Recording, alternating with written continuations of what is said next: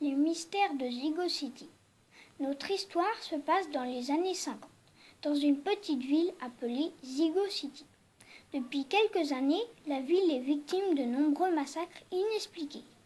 Le shérif de la ville lui-même tente par tous les moyens de démasquer le ou les meurtriers, responsable notamment du meurtre de sa femme bien-aimée. Papa de la jeune Camille, Gustave doit aussi veiller à son éducation, mais c'est un père rongé par la peur et le désespoir. Avant de rejoindre son bureau de shérif, Gustave dépose Camille au lycée. Camille rejoint aussitôt ses amis et son amoureux Elliot. Elliot est grand et mystérieux. Il a lui aussi l'air éperdument amoureux de Camille. Gustave, lui, n'apprécie pas vraiment Elliot. Son côté sombre et mystérieux le dérange. Il en est persuadé, Elliot a un rapport avec le meurtre de sa femme. En rentrant du lycée, Camille décide de rendre visite à ses grands-parents, où elle y retrouve sa petite sœur. Ils prennent le thé ensemble et se racontent leurs histoires. Camille se confie sur la relation qu'elle entretient avec Elliot. Ses grands-parents connaissent bien la famille d'Elliot et ils les apprécient beaucoup, ce qui rassure Camille quant aux différends entre Elliot et son père. Au cours d'une promenade en amoureux, Elliot semble perturbé. Il a besoin de parler à Camille.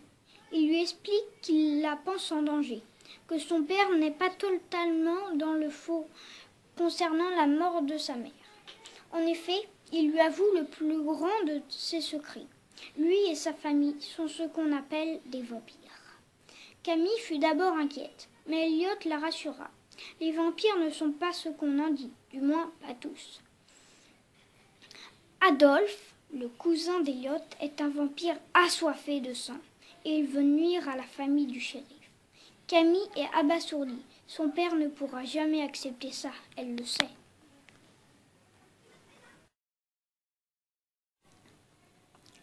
De retour chez elle, Camille avoue tout à son père. Gustave est hors de lui. Il en était sûr. Les vampires ne sont pas qu'une légende. Ils existent bien. Ils sont bel et bien responsables de la mort de sa femme. Et ça, il ne le pardonnera jamais.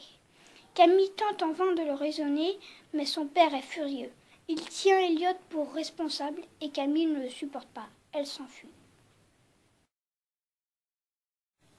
Camille est triste et regrette d'avoir avoué cet affreux secret à son père. Elle a peur pour Elliot. Son père est prêt à tout pour venger sa femme. Elle doit le prévenir, mais Elliot habite loin et il fait noir. Quand Camille se rend compte du danger, il est déjà trop tard. Adolphe est devant elle, toute d'en sortie. De son côté, Gustave est inquiet pour Camille. La savoir seule dehors au milieu de la nuit, et puis avec tous ces vampires qui rôdent. Soudain, des hurlements se font entendre. C'est Camille. Gustave court son revolver à la main.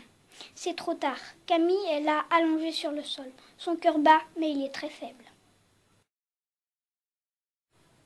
Camille est à l'hôpital, inconsciente. Les médecins expliquent à Gustave que ses chances de vivre sont minces. Gustave est en larmes, c'en est trop pour lui. Les vampires, il va en faire son affaire.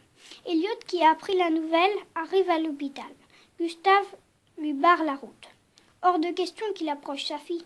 Elliot insiste. Il peut la sauver.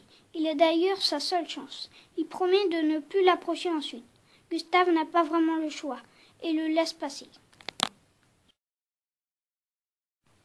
Elliot s'approche de Camille.